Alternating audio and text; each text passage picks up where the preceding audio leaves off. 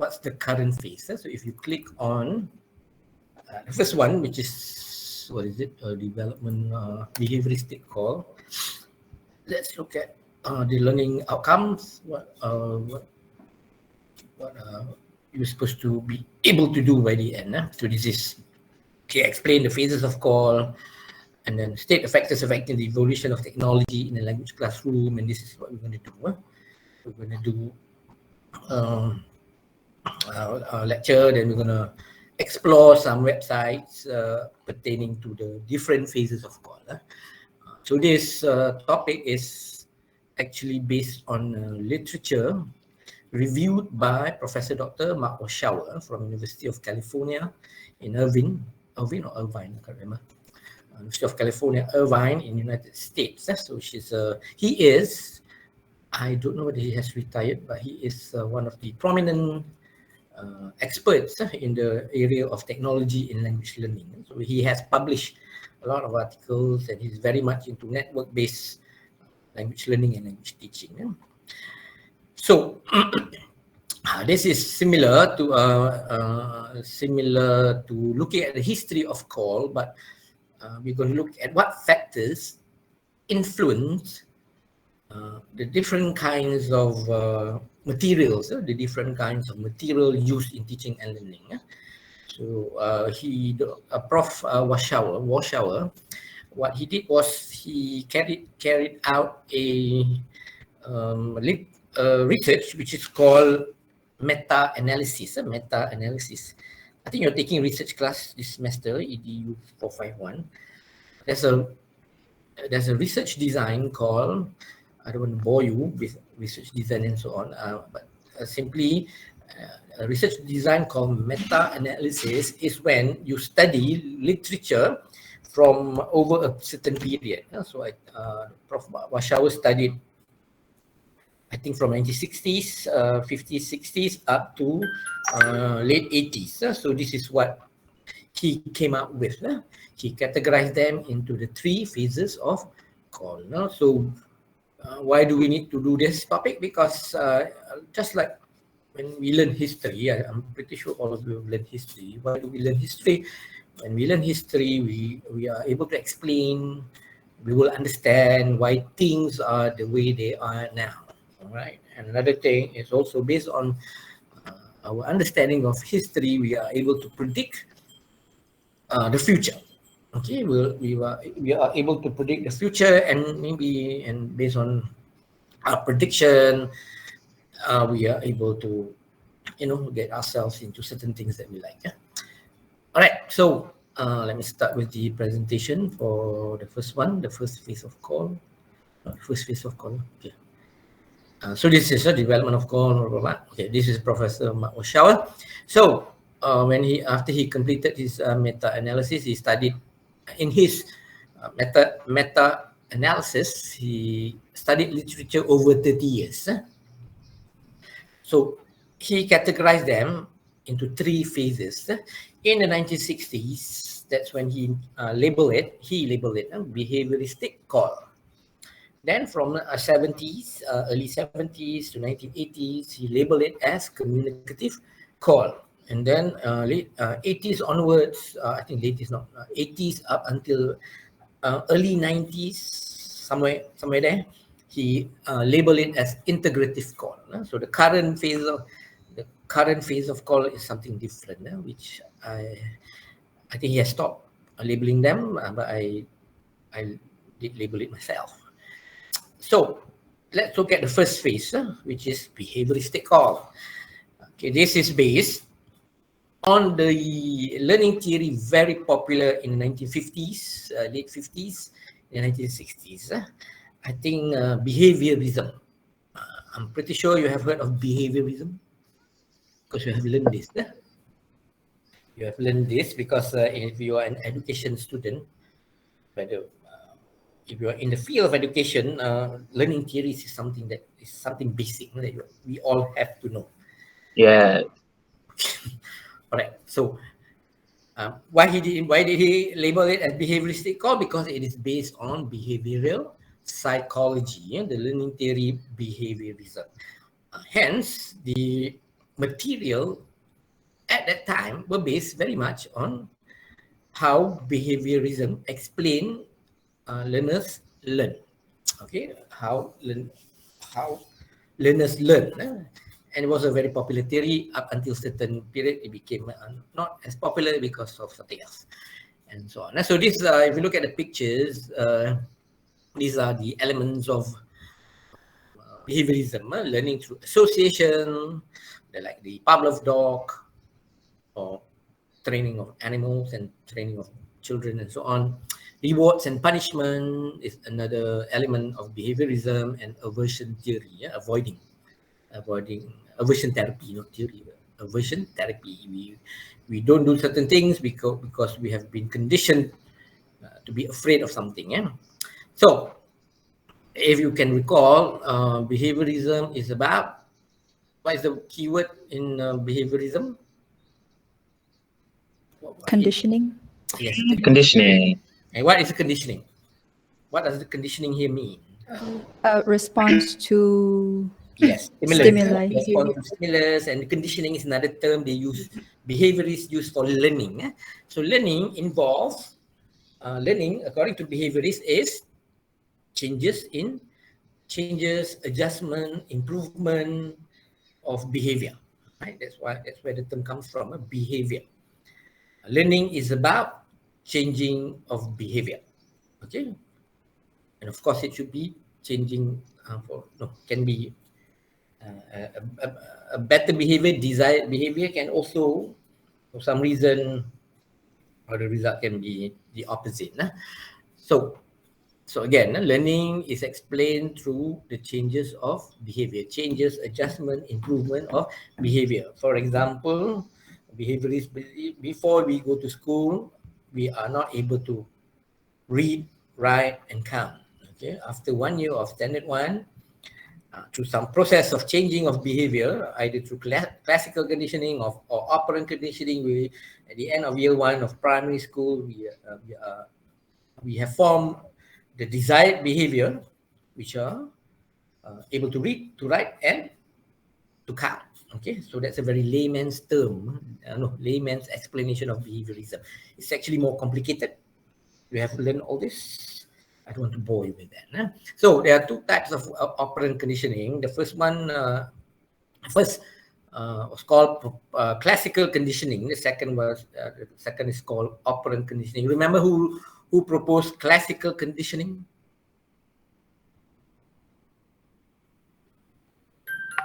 And who proposed operant conditioning? Is it Pavlov? Yes, Pavlov, which one? Classical or operant? Classical lah. Operant, who introduced, who came up with the term operant conditioning? B.F. Skinner.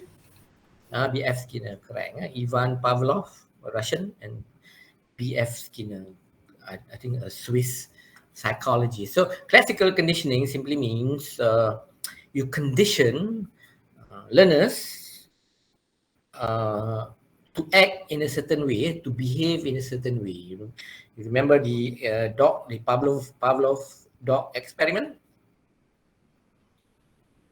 Yes. Yes. So how is it applicable with humans? If you look at this little Albert experiment, little Albert is a boy, of course. So you see, when little Albert was presented with a white rat, he had no reaction because little white rat he did not respond. So no behavior was displayed. So actually, I think the parent or somebody want to change Albert's behavior so that he will be afraid of rats. So that's why they conditioned him to be afraid of rats. So when first he was presented with the rat, no reaction. But then when the scientist or the experimenter bang, I think probably this is a symbol or a cover of a pot. Using a hammer, it produces loud noise. So the loud noise actually terrified Albert. So loud noises probably then eventually Albert is terrified of like what did I say? Loud noises. So they experimented when presenting a rat, and the rat was presented at the same time. The noise was produced together. The rat was presented, and the loud noise, the terrifying noise were produced at the same time. So eventually, little Albert has been conditioned to be afraid of rats because he will associate rats with the loud noise, the terrifying noise, and so on. How is this applicable in teaching and learning?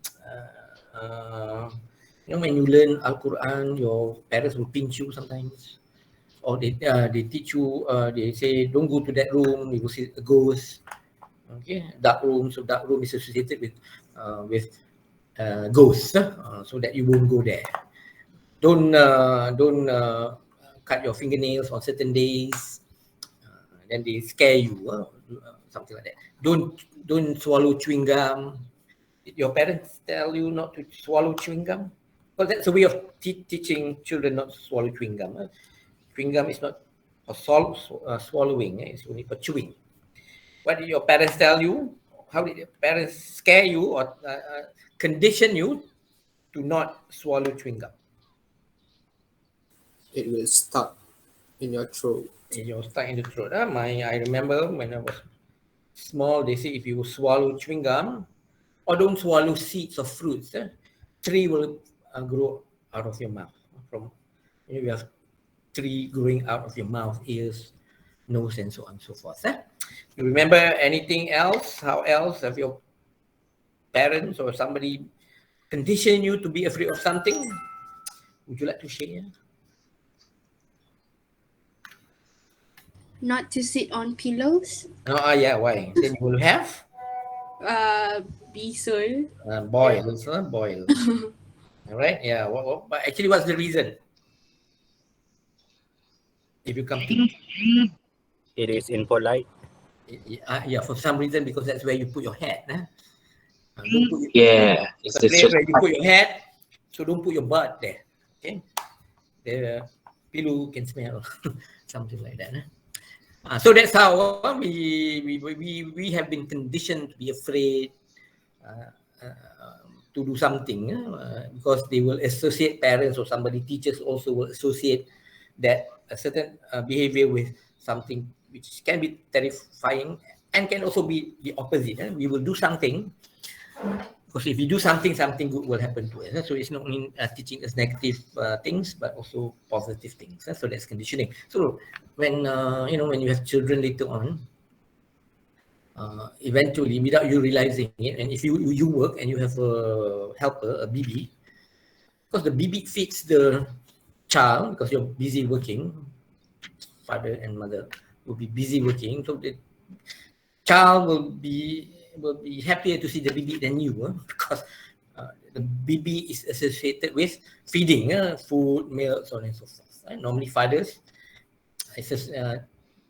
babies will be excited to see the father because they will associate father with playtime, and so on. So that's classical conditioning. Then operant conditioning is all about rewards and punishment. If you produce the desired behavior, you'll be rewarded. Rewards can be in any form, not necessarily monetary rewards, prizes, gifts, and so on. It can also be praises, more marks, and so on. And punishment, not necessarily physical punishment. It can be less marks, or something is taken away from you. So that's operant conditioning. So basically, behaviorism is about providing stimulus. Learners should respond. If the response is the desired behavior, they'll be rewarded. If the response is not the desired one, not the expected one, then they'll be negatively punished, negative reinforcement. So that's a basic of and so on. So behavioristic callback then, the material for learning languages were very much based on behaviorism. So when University of Illinois designed their program instruction, program instruction. For example, I mentioned in the first week, an example of a program in 1960s was called Plateau. Program Logic Automatic Teaching Operation. So it was very much based on behaviorism. And in behaviorism, based on Skinner's proposal or framework, learning must be broken into chunks, into units, into smaller unit of instruction. Okay, learning should be broken into chunks, into smaller units of instruction. You learn the first unit, do a lot of exercises, and then do a lot of exercises, produce good scores, then only you move to the next level, the next chunk, right? Because Skinner argued that learning can be accomplished if the content is divided into smaller, progressive steps, incremental steps. And when they do exercises, they do a lot of exercises, and the exercises will give them feedback, reward for good, correct answer, punish, negative reinforcement for wrong answer, so on and so forth. Right. So such method, a way of organizing learning and doing exercises based on behaviorism is called programmed instruction, or in other words, teaching machine. For example, let's say you learn simple present tense. So there'll be a tutorial. So you will learn from the computer, learn. Then do a lot of exercises, do lots and lots of exercises. The exercises are normally called drills and practice. And with the drills, with the computer drills and practice, there are immediate feedback. Right answer, you get more marks. Wrong answer, your marks will be deducted. Or right answer, you get praises like excellent, very good. Wrong answer, try again, or say you moron. So eventually they will master, then only they move to past tense. So repeat the whole thing, tutorial, do a lot of exercises. If you give answer correctly, you get more marks. Wrong answer, you get less marks, blah, blah, blah. Okay, and so on and so forth. So this is what is meant by incremental chunk. Okay? Learning broken into chunk, incremental steps. So this is based on operant conditioning, consequences of behavior, reward if the consequences cause a behavior to occur with greater frequency. That's why you give reward, so that you produce correct answer all the time, because you want rewards. You don't want behavior to be displayed all the time and you'll be punished. So you don't want to do it as often as you can. You want more marks, you don't want to be punished, and so on. So program instruction is, let me see what's program. Okay, the students work through the program according to their own pace and step by step. So after each step, tutorial, exercises, lots of exercises, they will aim to get as many correct answers as possible because they want rewards, and you don't want to behave, you want to display a behavior where your answers are all wrong, and so on and so forth, because you don't want to be punished, getting less marks. Right. So this one you can read. This is an example for learning Spanish. It's called Ultimate Spanish for Windows. A long time ago, I think it's based on flashcard. Like you learn, there's tutorial, cuantos, and then in English it's how many. So there'll be many phrases, sentence, and so forth. After that, it will be followed by question. What is your name? So of course, it should be the last one. I'm assuming it's the last one because it's long, and with a question mark. Como se llama usted? Something like that. All right. And then they get marks at the end after completing these exercises. So this person got 96%. And this is an example of program instruction. This is what we call Plateau at the top there. Program logic automatic teaching operation. So this, see, it's a small computer, not colorful, no mouse, but just the keyboard. All right. And then you recognize the spaceship in the middle there? Do you all know what's the spaceship? You all know or don't know? No, don't know. Enterprise. Starship Enterprise from which series? Star Trek. Star Trek. So any of you a Trekkie? No, of course no. Why not? It's too old. Star Wars. You are Star Wars. Yeah, Star Trek was one of the first space TV series. Space, what do you call it? Space lah. Captain Mr. Spock, Captain Kirk. But that's a movie, a recent movie with Chris Pine in it. Chris Pine. But the rest of you probably don't know. He was probably more of a Star Wars person. Right? But nevertheless, Trekkie, the fans of Star Trek, they have a convention every day. Not every day, bro. Every year. And they call themselves Trekkie. But I don't think that's so on. So behavioristic call later on, or behaviorism in general, became very unpopular. Still applicable, but unpopular. Why? Because of drills and practice. The drills and practice became so boring that people call it drill and kill. Kill how? Kill what? Kill your enthusiasm for learning. If you look at this picture, let's say this person is learning language. I don't know what language, but see, he will listen. I went to the supermarket. Okay, then he will listen to a phrase, a shopping mall. So he has to repeat, I went to the shopping mall.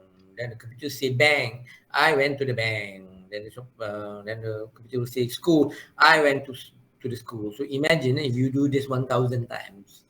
1,000 times. So eventually it will be very, very boring. Very, very boring. So that's one of the reasons.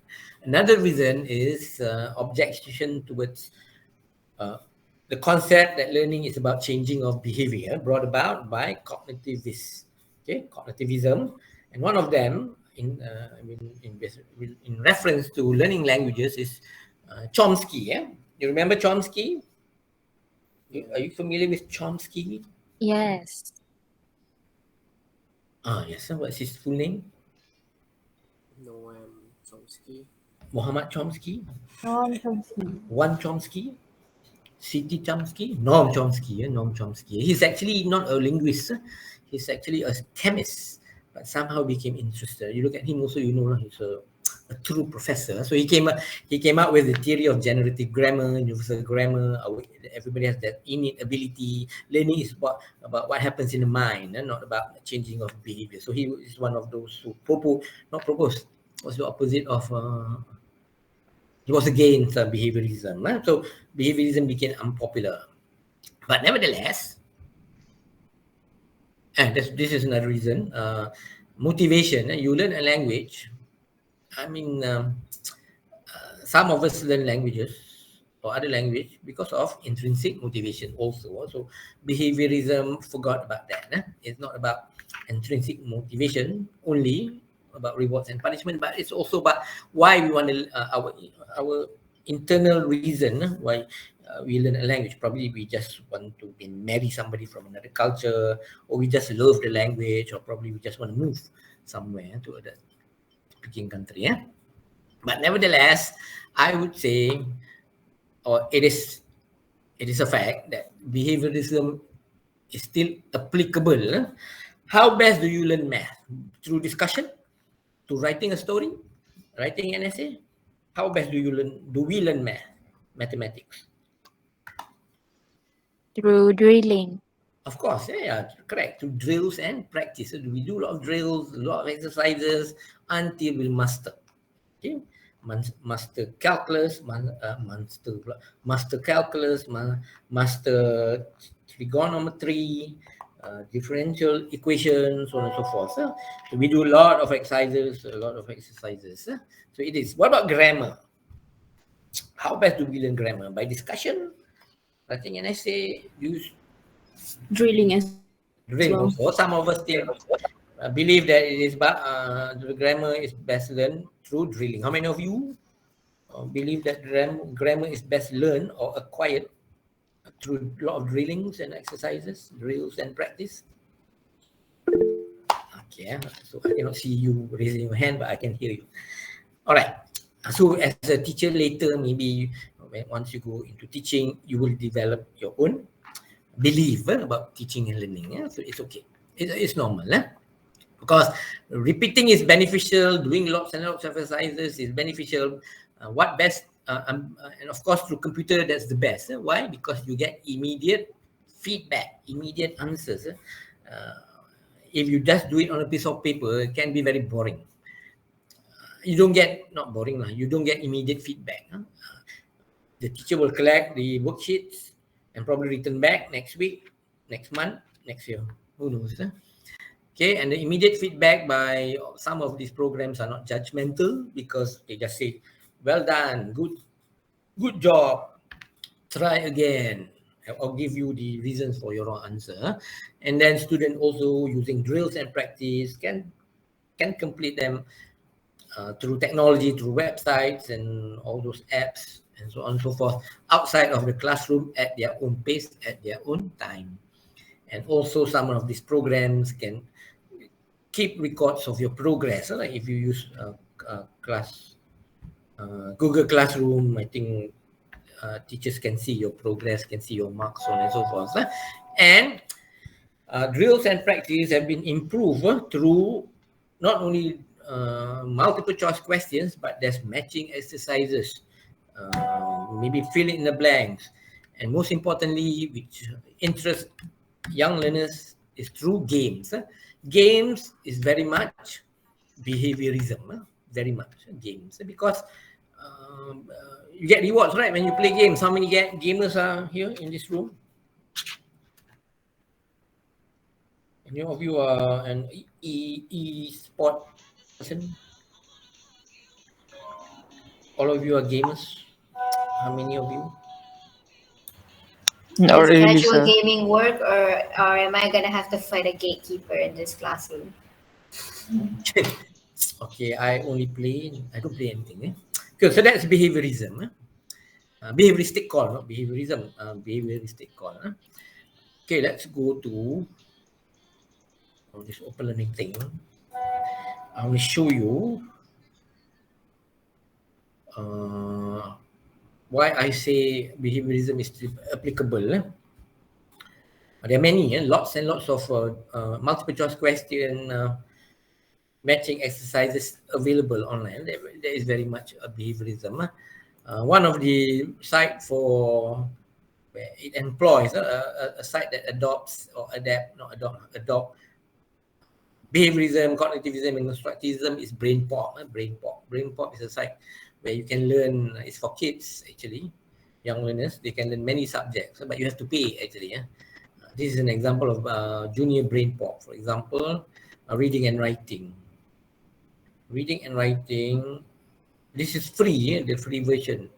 But if you pay a lot more, so let's say comprehension.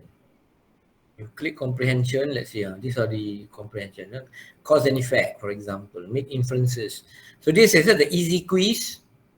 Okay, BrainPop starts off with a video, so the kids will view a video, and then they can take a quiz. I think it's multiple choice most of the time. Easy quiz and hard quiz. Okay, this is where behaviorism comes in. The drills and practice, I think, through multiple choice and matching and so on and so forth. So here, BrainPop also employs, for example, cognitivism, make a map, creative coding, constructivism, write about it, constructivism, draw about it. This is probably constructivism and cognitivism. So this is one example. And many, many more. Another example which I want to show you is this Class Dojo. Have you heard of Class Dojo? No, doctor. Yes. Okay, some of you may have heard of it. Okay, Class Dojo is not for language, but nevertheless, it is a social behavior management platform. Social behavior management platform. So let me just demonstrate. You can sign up for free. You can use it in your classroom. Class Dojo is a platform where you reward and punish in inverted commas, punish your students for that particular lesson. Okay, you sign up as a teacher, don't sign up as a student. I'm just going to demonstrate to you how you can use Class Dojo. So after you have signed up, blah, blah, blah, and so on and so forth, what you can do is create a class. Okay, so here, Can you see my screen? Yes, we can. Okay, because yesterday, about 20 minutes, I was talking to myself. Okay, so let's say I put 7, part 7, ED 241, OCP 2021. Grade, are you kindergarten? No, others. Okay. Share positive points. Okay. Share all points. So I'm going to show you share all points. So I create a class. So I've created this class. So I'm going to add students. So I'm going to add randomly. I'm going to look at my Google Meet and see Muhammad Yusuf. Okay, I'm going to put Muhammad Yusuf there. Muhammad Yusuf. Okay, I'm going to add Muhammad Yusuf. Okay, let's see Nurdina Azri. That's the first Nurdina Azri. Add Nurdina Azri. Who else am I going to see? I see Aina Farisha. So I'm going to put Aina Farisha. Okay, let's add 6 people. I want a boy. No, I want to add a boy. Let's say Gadil Kudi. I spell your name wrong, sorry. So 2 boys, 2 girls. Sorry, ya Allah. Let me add more students. Add students. Who else? Iman Khairil. Okay, wrong spelling, sorry. Okay, let's see. Okay, one more student. Let's try Ifah Ismail. Ifah Ismail. So I'm gonna add Ifah. So this is so I've added. Then I click on get invites. Download printouts. So I'm gonna send this invitation to you and your parents, because this is a place where your parents can see what's happening in the classroom. Not can see, can learn what has happened in the classroom. So this is for Nurna Azri. This is the code that you have to use to enter, and this is the code for the parents. Same code. This is for Ain Farisha, so on and so forth. So you distribute this to your students. Okay, got it. So next. All right, I'm going to click on Aina. So Aina, Allah Akbar, lupa. Wait, let me see.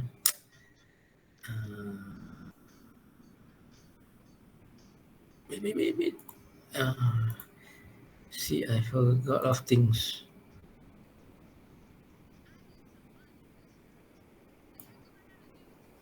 Wait. Okay, by scanning. Wait. I forgot. Dang it. Where's my class dojo? Oh, hilang pula dah.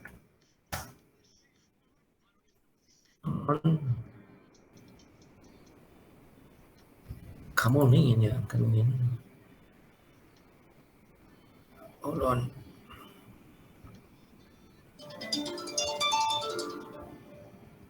Hold on.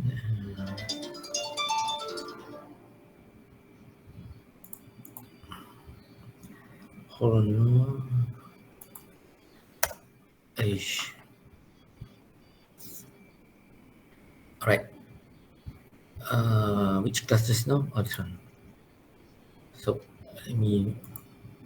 Okay, how to hatch an egg.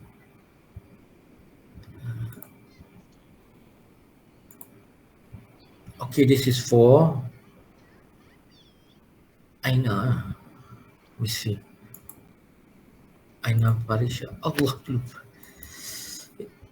be patient, please. Okay, Aina, get your phone ready and then scan the code. Scan the code. Then let's try Ifah. Ifah, get ready. Iman, get ready. Yusuf, get ready. With your phone to scan the code. So Aina, please scan this code. Okay. because you need to, okay, just scan the code. Okay, I now quickly scan. Okay, then you will hatch the egg, and you'll be represented by a monster. Okay, Ifa, please scan this code. Done.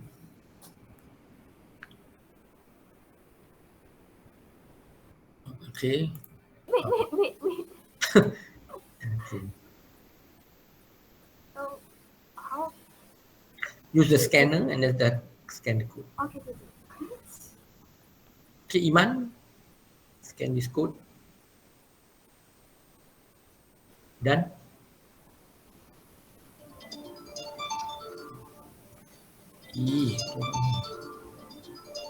Okay, Yusuf. Scan this code.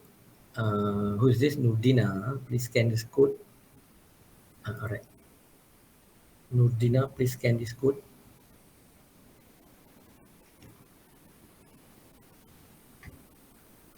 Okay, she has scanned.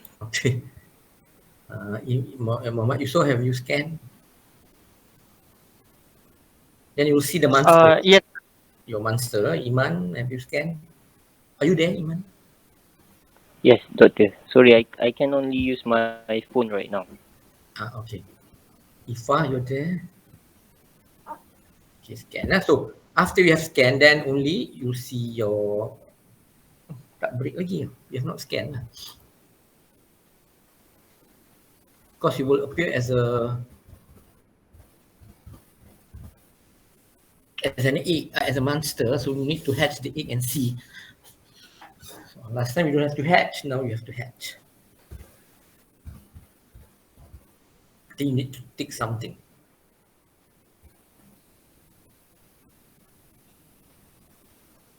Okay, never mind. We'll just,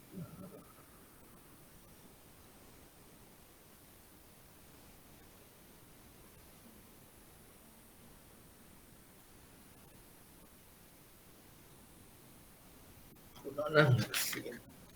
Lambat pula.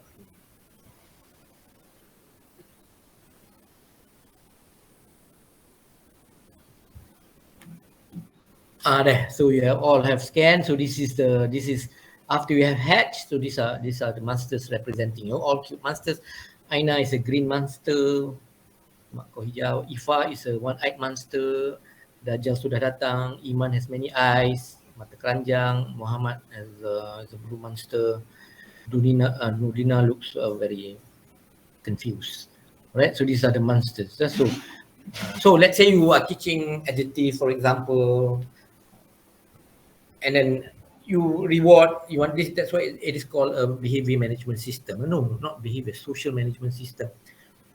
Something like that. All right. So let's say I click on Aina. I see Aina help others. So I click to Aina get 1 point. Ifa participated. Iman, good teamwork. Muhammad work very hard. Nurdina on task. Right. I can also add, for example, I can add a skill. For example, on that particular lesson, on adjective, able to identify adjectives. Okay, so I'm going to give 3 marks. So save. So I'm going to add also able to use adjective in a sentence. So that one more marks, 5 marks. So I see, right? So I can, let's say, Nurdina, where is it? Oh, here, 3 marks. Muhammad, Iman banyak mata. Ifa, Muhammad, Aina, and so on. I can also deduct marks in terms of, so parents can see this in terms of skills needing work. That's why it does not say punishment. It needs work in a better term. So I can edit skill. Skills, not skills. Behavior, I do not want. They don't call it behavior, they call it skills. But it's the same thing. For example, talk too much. Cakap je. How many marks do I want mark? I want to deduct 1 mark. I can add another skill also. Late for class. 4 marks. See. But I can also inform parents and the student what improvement do they need. Need to review what is adjectives. We're going to deduct just a bit of a mark, 1 mark. Okay. Or inform parent could not identify adjectives. Not just 1 mark.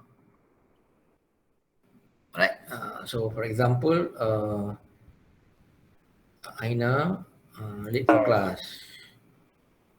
Habis tu kosong. Ifah Dajjal mata 1 could not identify adjectives. Iman mata keranjang talk too much. Muhammad need to review what is adjectives, and I can see the whole mark. So this is a fun way of it's operant conditioning in a nice way, with monsters. You may think this is a bit too childish, but in UiTM, when we the academician, when we have group work in a workshop, they do this. They use this. All right. So this is a way of developing, shaping desired behavior by the use of positive points, not punishment, but areas or skills, knowledge need improvement. So it's really up to you how you want to use it. So this is what we call, this is an example of class dojo. Okay. And so on. So next, moving on.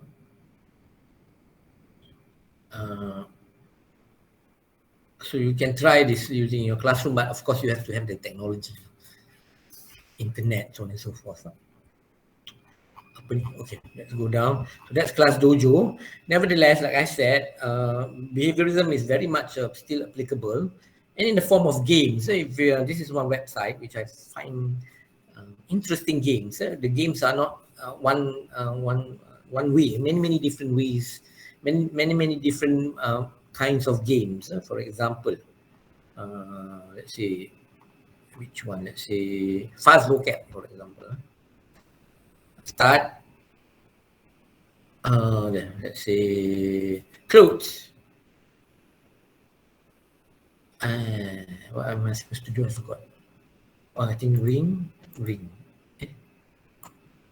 Oh, here. Ring. Oh, come on, go. Okay. Earphones. Earphones. Glasses. Okay. Let's do it wrongly. Skirt. Betul pula. It won't work. So this is Suit. Scarf. and so on. All right. Other example, let's say this monster vocab. Start. Watermelon. Play. Water. Water. Onions. Orange juice. Okay. Pumpkin. Let's look at something more. Or the future tense, perhaps. Start. Play. Next month, she is going to build a robot. Next month. Okay. Oh. Is that what? In 2 years, she is going to graduate from college. Then you attach the right picture. Tomorrow, she is going to play the violin. Okay.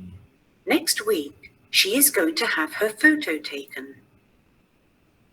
In 10 years, she is going to have a baby. All right. So this is how drills and practice have been improved. In 5 years, and so forth. he is So going games. to get Games married. is very much behaviorism. You understand? Yes, we do. Yes, doctor. It's easy to understand. So let's Kahoot, quizzes. These are very much behaviorism. and so on. So let's play a quiz. I've not played this with you, I think. Everybody launch Kahoot it. Let's do a quiz, general knowledge quiz on technology.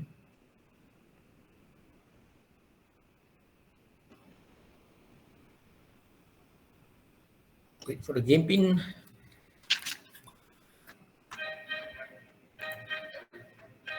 Oh, it's going to be Halloween.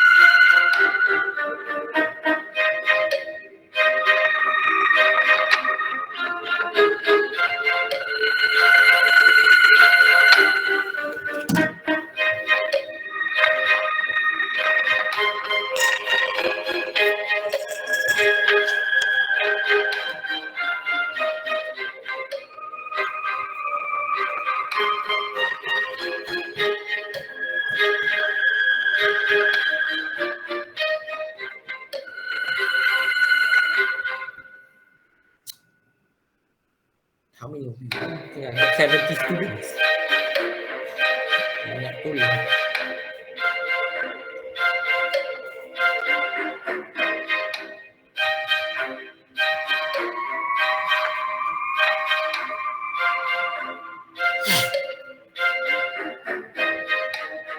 Oh, imagine losing.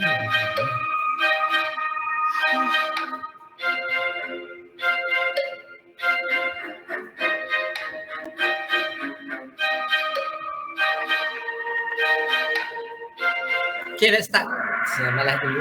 Okay, Halloween. You don't have to wear a mask. It's scary enough. Right. When was the first computer game invented?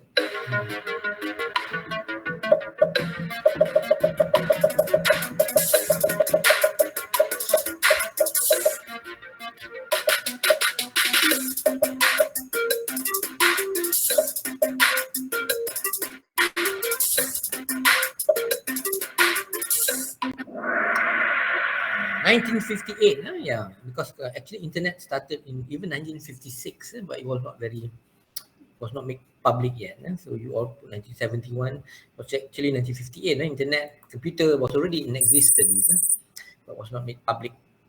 Okay, Aida, next question. Which is a common mineral used in making tech devices? Mica or mica, copper or silicon? For all of the above. Alright, all of the above actually. Some of our devices are made of mica or mica, silicon and copper, and many more. Okay, Aida, Fatihah. Question number 3. Computer trojans are an example of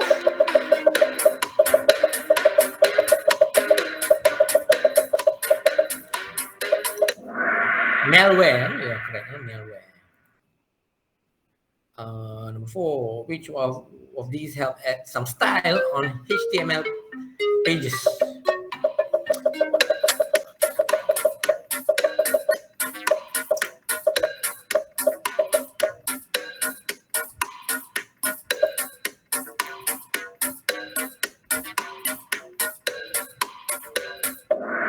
Okay, CSS, cascading something, cascading style or something.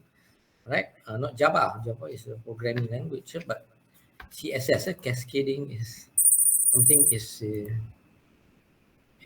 style. What was the name of the chess playing computer that defeated world champion Garry Kasparov in 1996?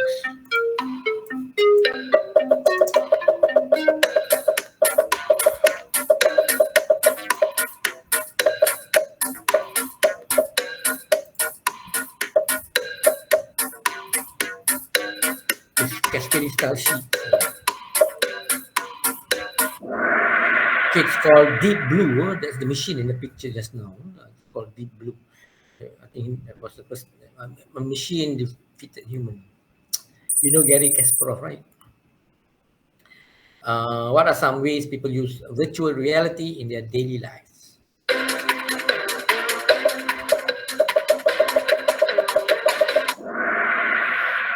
All of the above, right? Including now, there are some companies, you want to renovate your house, you want to commission an interior designer, they'll give you a virtual representation of their design. It's common now. Okay, Yasmin. 7. Which of these was the first programmable general purpose digital computer?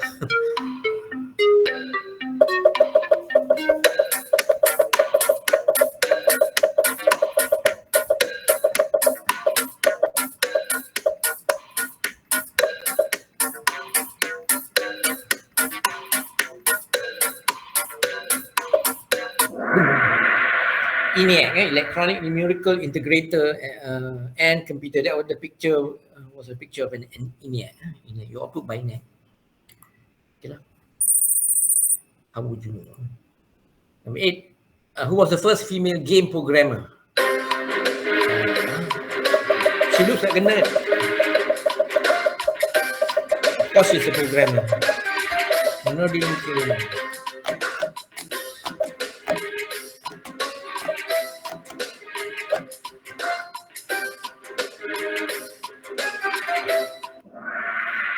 Carol Shaw. I don't know if she's still alive, but that's her name. That was Carol Shaw. Question number 9. Who coined the term artificial intelligence? This is the person. Don't look like a nerdy professor.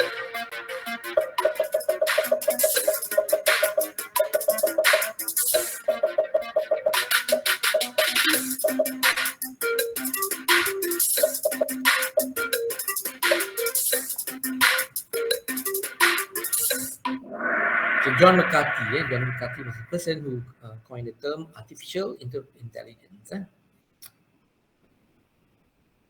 Next question, Nuraina. Last question. What does haptic mean? I mentioned this first week.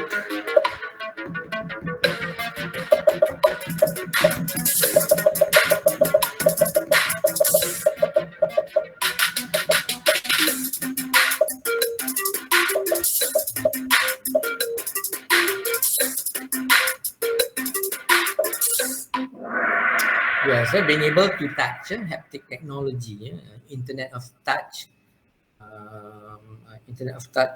and so on and so forth. An example of haptic technology is already here in your phone.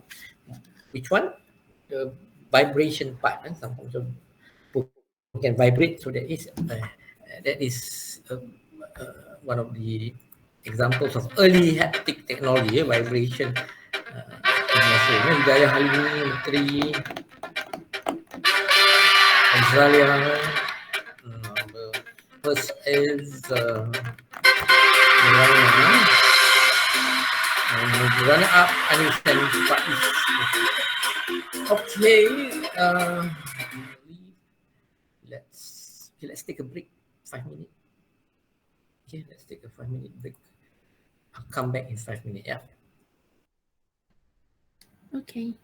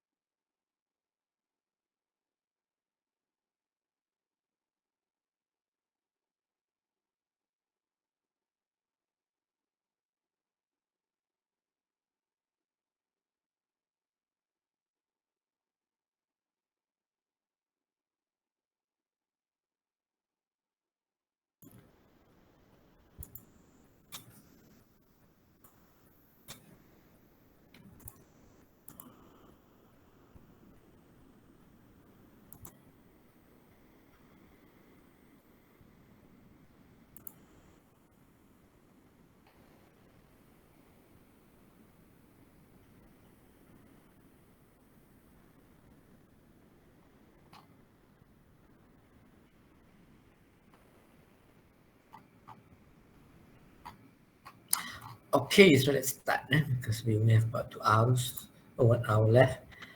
So let's continue with the next phase of call. Next phase of call, as labeled by, as discovered, studied by Prof.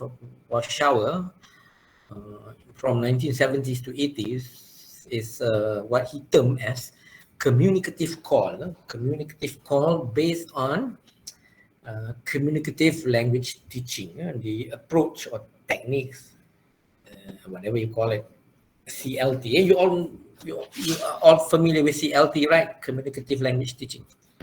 Yes. Yes, you have learned this in PELT for Tsl641 W3. So in 1970s, this is when the first time CLT was introduced. So the Malaysian government back in 1970 started to they adopted this framework or this approach in teaching language.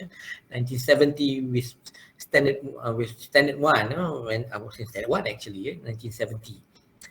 Before that, grammar, English was taught through a lot of drills and practice, maybe grammar translation method, many more. But then, because I think they want students to be able to communicate better, use the language, so that's why the government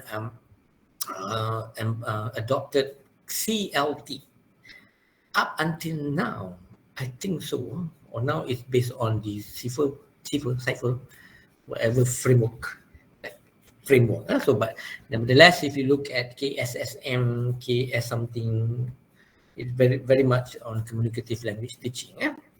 So let's go on and discover and probably relearn what is communicative language teaching.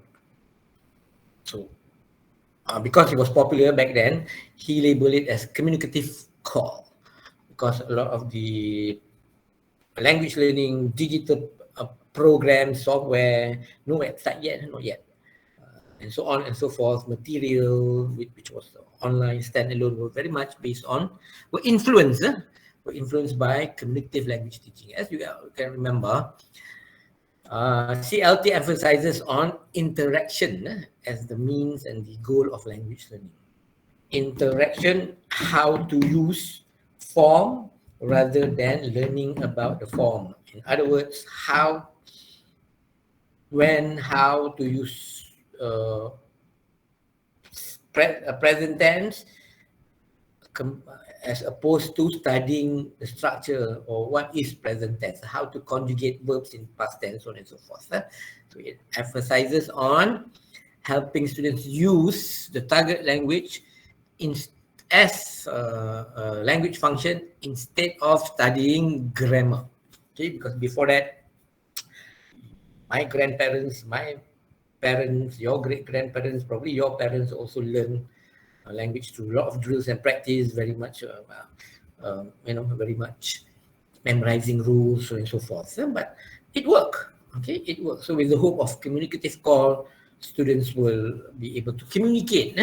So in my opinion, during the transition in 1970, the teachers were still trying to understand what is communicative language. They were so used to teaching grammar, just like, okay, you answer this question, fill in the blanks, and then answer, and so on and so forth. So that generation, they still learn. The teachers were in transition, so they did not use CLT, because I remember I did not learn about how to use I did not learn language, English, through using it in a situation, in role play, never. It was all about doing a lot of exercises because the teachers were in transition. Then eventually, with this focus on students' use, I believe the standard of English began to deteriorate, because also in 1970, there was only one stream. There was only one medium, not stream, one medium. Before 1970, there were the Malay medium and the English medium. Are you familiar with the English medium and the Malay medium?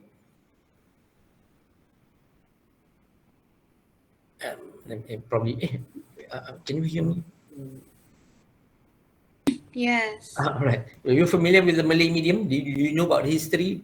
There was a Malay medium school, English medium school. In one school, there was also a Malay medium class and an English medium class. You all did not know that? Yes, I know, sir. Yes. The Malay medium, everything was in English. In Malay medium, everything was in Malay. Was in Malay. In the English medium class, math was learned in English. Sciences were they learned science in English. I think geography was also in English, and the rest, I think, like history, agama Islam, was all in Malay. So if you look at your grandparents and so on, from the English medium, they speak very well. Okay, because they learn science and math in English. So that we tried to bring that back, but of course, a lot of opposition because the teachers, especially science teachers, math teachers, were not ready.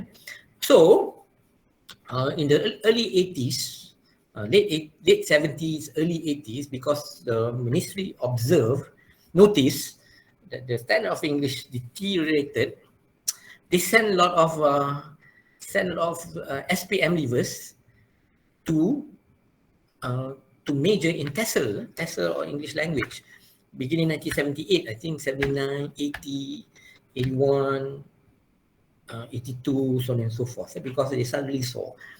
Okay, but before that, anybody who majored in English will look down, where people look down at people majoring in English, because they say, major, if you take English, all you will end up becoming a teacher. Okay, and if you become an English teacher, you will hold no post. You will just be a teacher. You'll never be able to teach in university. That was the perception back then. Then suddenly, when 1987, 86, 87, when all of the group of students came back, it was easy for us to get jobs. University wanted us, schools of course wanted us, and parents started to see that Tsl is a good field to go into. But before this, when I was offered a scholarship to study, to take up Tsl in the United States, everybody said, alah, jadi cikgu je, tak boleh jadi apa, and so on. Even one person, alah, ajar English, bukan ajar mathematics, chemistry, except for one person who told me, you can become a professor. Okay? And unfortunately, that friend of mine has passed away. So we say, because I believe because of this, the communicative language teaching, Malay medium, English medium. So just sharing you that story. So a lot of us, I think during my batch, 150 of us were sent to United States, another 50 was sent to New Zealand, some sent to Australia, and then after that, 1982, a lot more people went to Australia, United Kingdom, and after that, many more until the economic downturn. So it was somewhat stopped. So pardon me for going off tangent for a while. Just want to share that. That once those majored in English were looked down upon, now everybody wants to major in English. Every semester, every year, we get 3,000, 4,000 applications for Asafi Tsl. More than 3, I think sometimes 5,000, 6,000, and so on. So if you could recall, communicative call is more on using the forms, not focusing on the form itself, meaning how to use modal auxiliaries, how to use conditional sentences in real situation through role playing, through completing conversation, and so on and so forth, instead on the structure itself. So grammar is taught implicitly, not explicitly. Let me ask you your opinion, based on your own experience and also what you have learned so far. Do you think grammar should be taught implicitly, meaning you don't teach the rule, you teach them how to use it first, or grammar should be taught explicitly? Teach them the rule and later you tell them how to use it. Which one do you? That's a very simple explanation. How many of you who think that grammar should be taught explicitly? Itu raise hands. Let me see your hands. Mana dia? Some of you. How many of you think that what was it? Explicit just now? can't remember, you see. What about implicitly? Should be taught how to use it first, then only you teach them the structure and so on and so forth.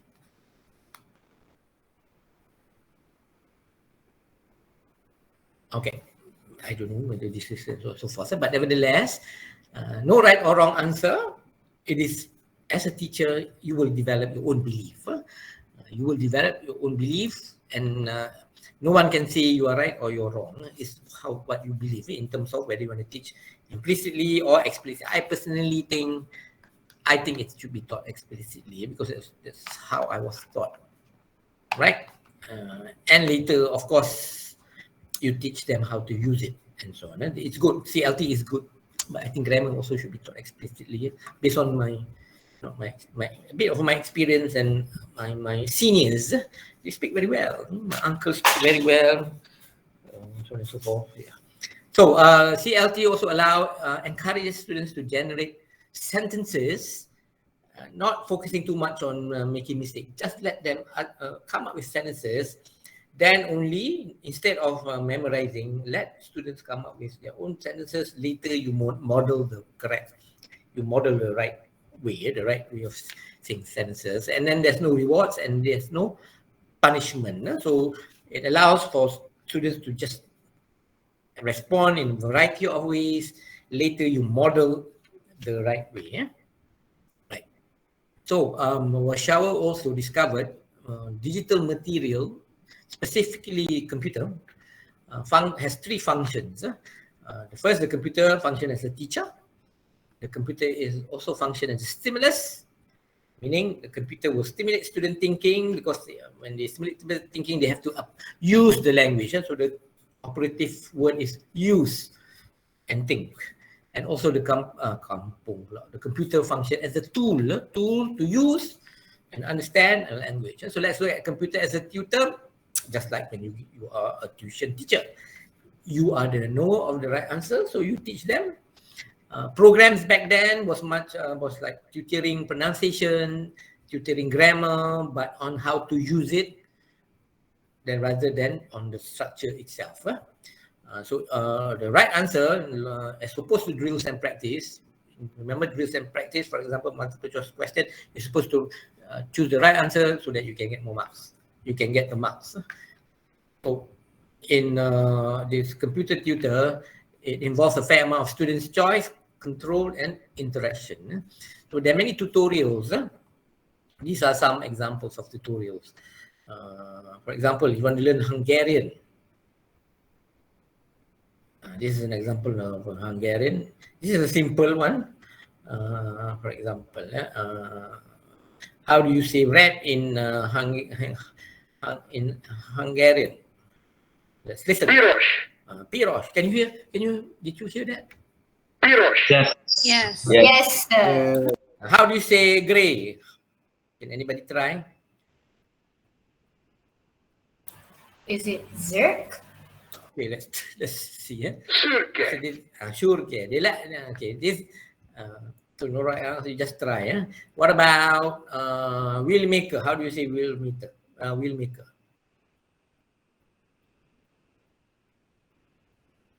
Anybody like to try from the spelling?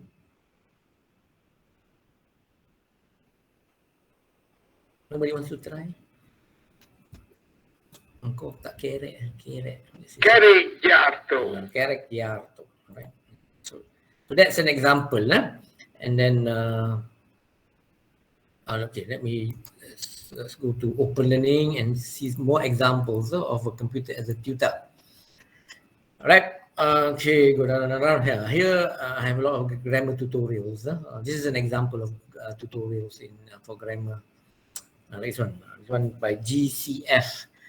These are all tutorials, like contractions. You know what's contraction? What's an example of contraction? Not the contraction that you suffer when you give birth. What is contraction? So if you click, this is contraction. That's what it meant. I plus have I've, do not, don't, more. This, was, couldn't, instead of a full version is could not, y'all, I all is not, that one I all is Malay. it's ill, there's, where's, that's contraction. But remember, I just want to advise you, when you write your AE, academic writing, when you write an essay, in academic writing, when you produce your research project later next semester, or I don't know when this semester, when you write your proposal for your ED and so on, never use contraction. Do not use contraction in your academic writing. So this is an example. Okay, this is an example. Now there's videos, there's a lot of tutorial, multimedia version of tutorial. Hi guys, my name is Fanny. In this video, I'm going to tell you about consonant. For example, we have the word ache containing CH. This is a common mistake by some Malaysian. I have a stomach ache. Okay, that's an example. Okay, so that's a function. And there's so many tutorials online nowadays. So many tutorials. Back then, the computer function as tutoring those students. Yeah. Next, another function as labeled by Prof. Washawa is computer function also as stimulus. They stimulate a computer. Back then, the program stimulates students' discussion, writing, critical thinking, but I don't know how, because I could not find any the old version of student discussion, writing, and critical thinking. I could find what is current. Stimulation is a representation, simulation, not stimulation. One way of stimulating student thinking is through simulation. Okay, one way of stimulating students' critical thinking is through simulation. So on and so forth. Simplified. What is a simulation? A simplified model that contains essentials. For example, sleuth. Have you heard the game Sleuth? Sleuth is actually one of an example of how computer learning through simulation. Simulation, computer function as a stimulus. Right? For example, a sleuth, there are two versions, a sleuth Shades of Mystery and sleuth Noir. Noir means night. So here, for example, you were given clues and you are a detective, you're given clues, you're supposed to solve the murder, so on and so forth. So that's an example. What other examples I have? There's also Portland proof. Portland proof is a currently very much the computer functioning as editing, what do you call it? Identifying errors. For example, let me just show you. Can you see? According to the weather vane, the wind was coming in from a direction. Which one is the error in this sentence?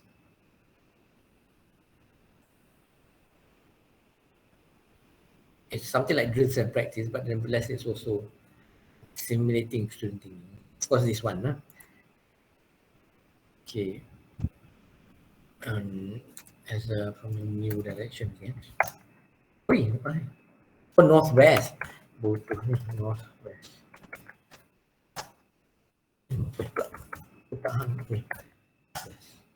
Until I give up. NWO. Maggie knew her grandmother would welcome her with open arms. So where's the error? Welcome. Welcome. So blah blah blah and so on. There's another. More example, worksheet. Let's look at an example of computer now currently. Back then I don't know how it was because I could not find any.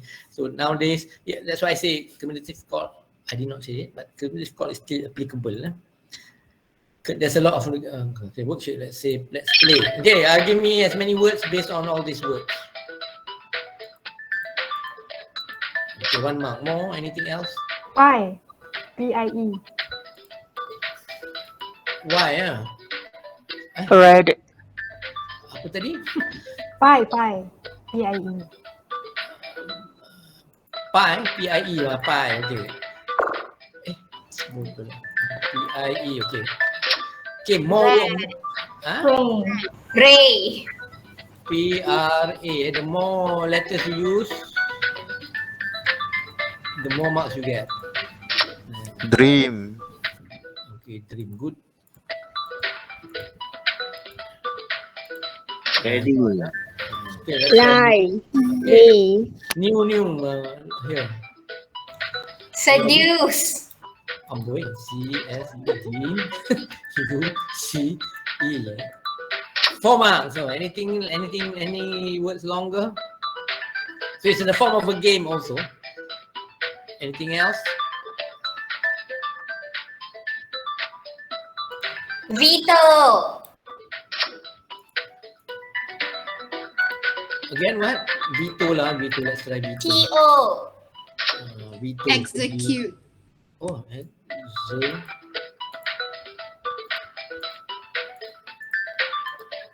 alamak. Execute.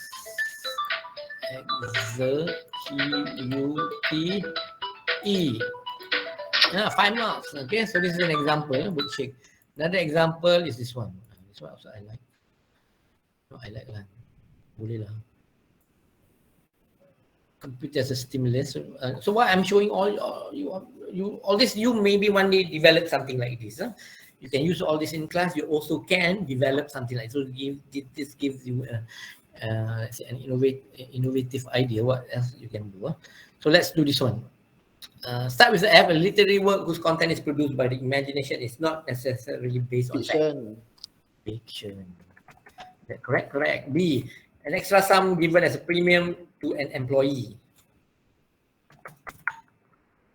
A tool for cutting thin material consisting of through close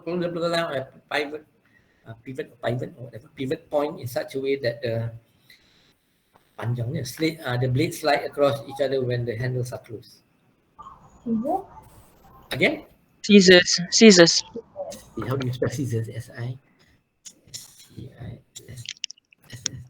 How do you spell scissors? I forgot. Double SS. S. Is that correct? Double S. SS.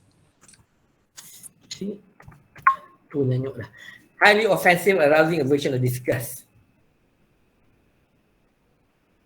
Discuss. Aversion. And again?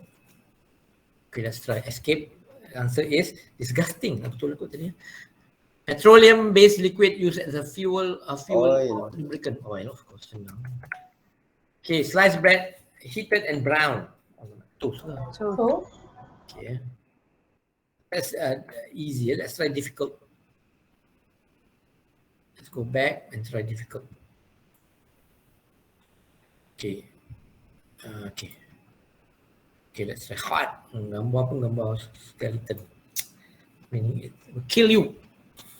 Organized incitement of rebellion or civil disorder against authority or the state, usually by speech or writing. Anybody knows? Insurrection. Satire. Again? Satire. Is it? No, not really. Okay lah, the answer is sedition. A sedition act. An event which may or may not occur, that which is possible or probable, a fortuitous event, a chance, a statement which is neither tautology or nor a contradiction. Anybody? Ada ni. Jawab lah. Contingency. A layer of cells between the xylem and the phloem that is responsible for the secondary growth of roots and stem. Oh my god, what's this? Cambium. And so on and so forth. So this is another one, an example of a computer as a stimulus. Then we have essay punch. What is essay punch? Essay punch is for writing, it prompts a question for you to write an essay, so you can look at it later. So that is computer as a stimulus. That was what Prof. Washawa labeled it. Many more. So this is an example of a computer as a stimulus back then. I could not find the original version, but I found how it looked like. One of it is one type is called Shannon's game. And they called that computer program back then, 70s, 80s. Never seen one. Shannon's game. This is where the computer poses a question or questions and clues. Students will key in the responses. For example, the computer will say, Alec Guinness is a famous film star.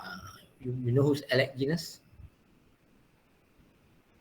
So the computer also provide clue, pronoun. So you're supposed to key in something. He. So the student will put in he, and then the computer say, right, Alec Guinness is a famous film star. So he. So you're supposed to complete the sentence beginning with he. So the computer gives the clue auxiliary. Clue is auxiliary, meaning a helping verb. A verb. So the student say can, because probably he thought it's modal auxiliary. Then the computer say wrong, 2 guesses left. Is right. And then the computer give a clue which is a content word. Young, wrong, 2 guesses left. American, wrong, blah blah blah, and so on and so forth. Another example is a game which is called Escape from Utopia. This is very much a story-based game. You, the learners, will direct the computer where to go. So if you direct the computer wrongly, you will end up being killed or something. You cannot escape. Like the student type turn left, the computer will say okay. Go east, the computer will say impossible. So this is an example of stimulus back then. Or ordering at a restaurant. When the student arrived, they engage in dialogues. For example, you go into an expensive restaurant, you sit down, the computer give you the situation. At the table, and the man comes up to and says, can I help you? I like something to drink, please. What would you like? Some beer. I'm sorry, you are not alcoholic. Before 6, can I get you something else? Coffee, black and white, blah, blah, blah. This is another example. Computer as a stimulus. Speaking, this is for speaking. Buying train ticket through phone calls. Online phone call back then, long time ago. And there's just many spelling games and so on. So nevertheless, these are some of the advantages. I'm not going to go through all these advantages. Let's go to another label, which is Prasharat Master. Okay, this is computer as a tool. Simply means you use the computer, for example, Microsoft Word processor, spreadsheet, graphic program, spell check, desktop publishing program like Microsoft Publisher and so on, and dictionaries to use the language. So you write essays. So in other words, computer is used as a workhorse. Again, communicative core did receive criticism. What is the criticism? One of it is that because of limitation, I guess, in terms of technology, computer programming software, when they have a program for listening, it's only for listening. It's isolated. So there's another program for reading, another program for grammar, and so on. Nothing is integrated. It's all skills were presented in isolation, disconnected fashion. In other words, ad hoc. So that was the criticism. So teachers wanted something more integration, more integrative. So they can teach reading with writing, listening with speaking, or all 4 skills together. So they waited, and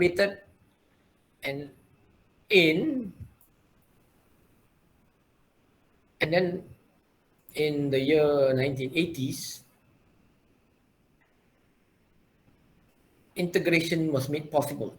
Okay, integration of early 80s up to 90s, integration of skills were made possible, and Prohor discovered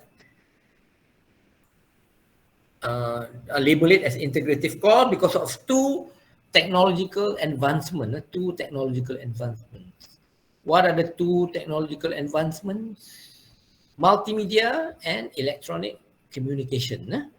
Multimedia and electronic communication. Hence, 1980s onwards, core materials were labeled as integrative cores. Why? Because now you are able to integrate reading, writing, speaking, and so on, because multimedia contains elements of text, graphics, sound, animation, and video. Many media, especially in CD-ROM. Especially with the introduction of CD-ROM. CD-ROM came about in 1980s, right? What was the not the storage? You remember before CD-ROM, where do we save our work? What was it called? Diskette. Diskette. But before diskette, floppy disk. You all remember? Did you all use floppy disk? No. This is floppy disk. Yeah. Yes. Yeah, this is floppy disk. Really, really floppy. This one, floppy disk. Capacity very not large, quite small. Then only after floppy disk we use diskette. Diskette. Diskette, I think about 1 point something capacity. If you want to install a software, it come in a box of diskettes, many diskettes where you have to install one by one by one, and so on and so forth. Then only in 1980s, with the introduction of CD-ROM, then it allows for bigger storage. It was write only, then becomes read and no, it was read only, then it became read and write. You can delete and add more and more. So that's multimedia. So multimedia allows for integration. But nowadays everything is integrated. I mean, multimedia, everything is multimedia nowadays. For example, YouTube. Have you heard of TeacherTube?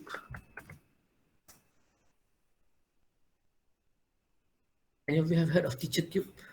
Yes. Yeah, so this is TeacherTube. Instead of watching the wrong kind of tubes, some of you, go to TeacherTube. TeacherTube is a collection of teaching videos. Right here. Science. So many videos on science. So for language, is language arts. Okay. This is all open source, meaning that you can use it for free. These are all videos created by teachers from all over the world. So they upload it here for anybody to use it. So if you want to use it, you can use it. But at the same time, create your own video and share with the world. So language arts, let's say you want to learn about modal auxiliaries, modals. For example, you can just search, find a video lesson. Yeah, how to learn grammar, modal verbs, and so on and so forth. So these are all, it's TeacherTube. So nowadays, everything is multimedia. Okay, multimedia, our phones and so on. With the invention. So this is the example. This is an example of CD-ROM back then, where you in one package you can have vocabulary, speaking, grammar, listening. As depicted in this is an example of a CD-ROM. You can integrate listening, speaking, grammar, vocabulary, and other skills and other exercises in one CD. So skills are integrated, can be integrated. That's why it's called integrative call. So these are some of the advantages, more authentic. You can listen and watch, right? Skills are integrated, blah, blah, blah, and so on and so forth. Then another technological advancement back then is CMC, computer-mediated communication, which include asynchronous, example, emails, not simultaneous, and also synchronous communication, like MRIC long time ago, MRIC. Okay, I think I mentioned MRIC. Let's look at an example of MRIC. This is an example of MRIC. You have to download it, you launch it, and then you look for the rooms, and then you can start discussing. These are the people in the room. They will inform you who has joined, and then you can say something to everybody in that group, so on and so forth. That was MRIC. And now you have many Telegram groups to join, WhatsApp groups to join, and there's also Discord, and many groups, many platforms for you to discuss things of interest with many people. So with communicative language, computer-mediated communication, it allows for you not only to share documents, you can also share graphics, sound, videos, things are all, and it facilitates collaborative writing. For example, email before the existence of blogs and Google Doc. How do students, how do the writing class practice the process writing approach through the computer? It's through email blasting your essays so everybody can read and respond. That was before the introduction of blogs, and then now we have Google Doc and lots of writing, collaborative writing platform. Enhanced speaking skills, you probably can record, and enhance also listening skills, promotes reading, so on and so forth. So, what is the phase after integrative call? Of course, the internet. Internet came about in 1990s or something. 1993 was made available worldwide. Malaysia, 1996. This is a very brief history of the internet and so on. So here are the main characteristics of internet. With web 1.0, yeah, you can read only web 1.0. Then with web 2.0, you can watch, read, listen, because it's very multimedia. So very much promotes communicative language teaching and so on and so forth. And also promotes behaviorism because when you do drills and practice, you can add pictures, videos and so on. So students' motivation, intrinsic or extrinsic, is somehow inculcated and so on. Encourage interaction, more authentic language with all the websites, so on and so forth. So that's the advancement. Then after that, with Web 1.0, we are already with we are on our way to Web 3.0, but there's also Web 2.0, Web 2.0 tools like blogs, microblogs. Well, what's an example of microblog?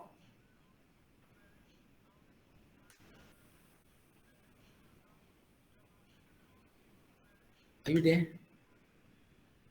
Have I like turned off my... Hello, you people there? I don't know, sir. What's that? Twitter. Twitter is microblog. Why is it called microblog? Because how many words can you... I mean, not words, characters. When you tweet, how many characters? You all don't have, you don't 280. have... 280. 280, correct. I think you just Google it, probably. All right, so there's social networking sites, remember, Friendster, then MySpace, then Facebook, then Wiki, Wikipedia, podcast, online authoring. Then from that, we have mobile, assisted language learning, not shopping mall. No? You can create audio, upload audio, you can create video, edit video, upload video, you can create animation, social bookmark, you can social bookmark things. From the YouTube. For example, these are examples of Web 2.0 technologies. For example, these are the categories, main categories. For example, let's say audio tools. Let me see. Never mind.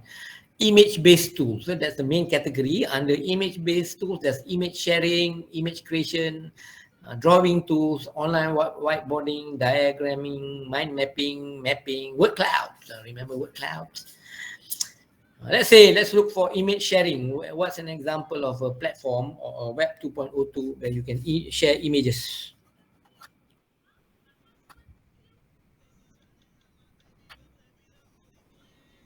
Flickr, remember Flickr? Oh, like Pinterest? Pinterest, yes. What else? Flickr, you all remember Flickr? Yes.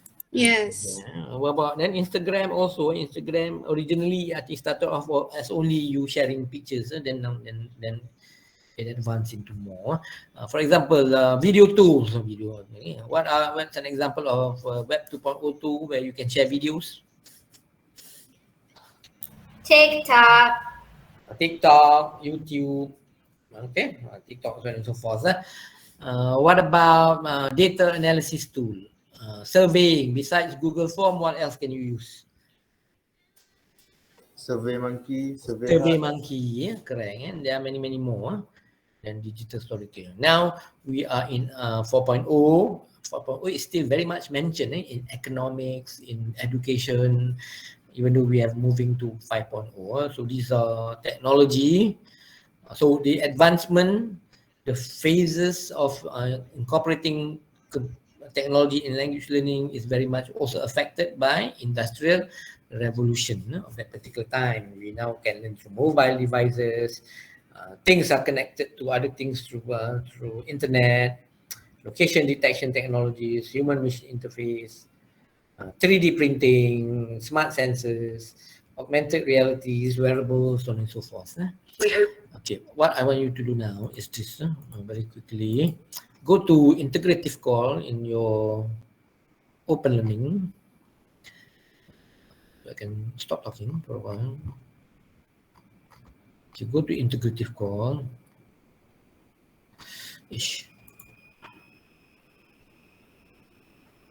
Click on integrative call. This is what I want to. I would like you to do now. It takes only a few minutes or seconds, 1 or 2 minutes. I have included just now the diagram or the figure or whatever you call it on Web 2.0 tools. I think somebody already did. Okay, look. Okay, here, refer to this. Let's say you want to choose a social networking system. Social networking system. Choose one of these major branch of Web 2.0, and then look for a social networking system. So here's an example, Ning. Have you heard of Ning? Not Ning by Zura. Ning. Ning is actually a platform where you can create your own Facebook. As a teacher, you can create your own. You can create a class. You can ask your students to. You can create your own Facebook, then students can join. Pinterest. Okay. Pinterest is actually social bookmarking. It's a social, that's knowledge organization, social bookmarking. So Pinterest is one.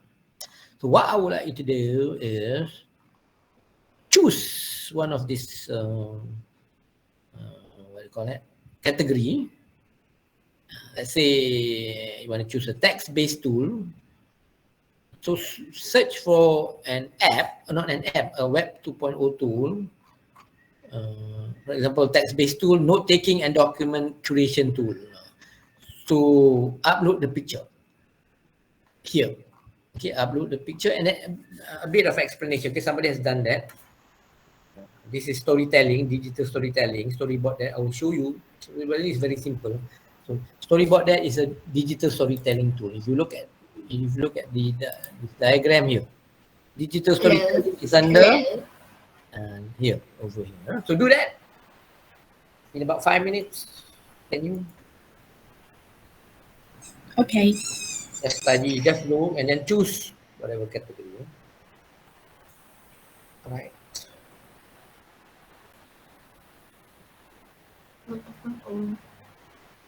Image.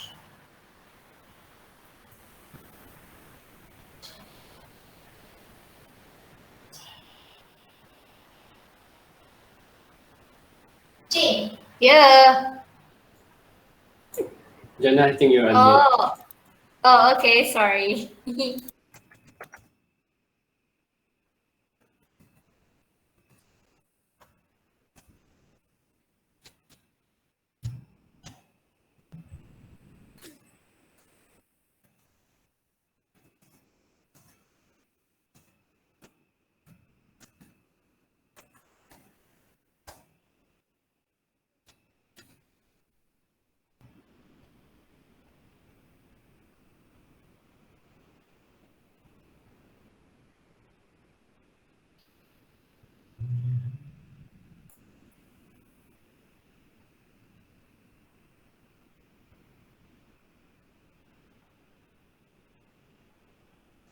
Excuse me, sir.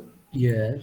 For the example, should we find websites or any applications or software? Just the application, not the website. On the website. Okay. Look for the tool.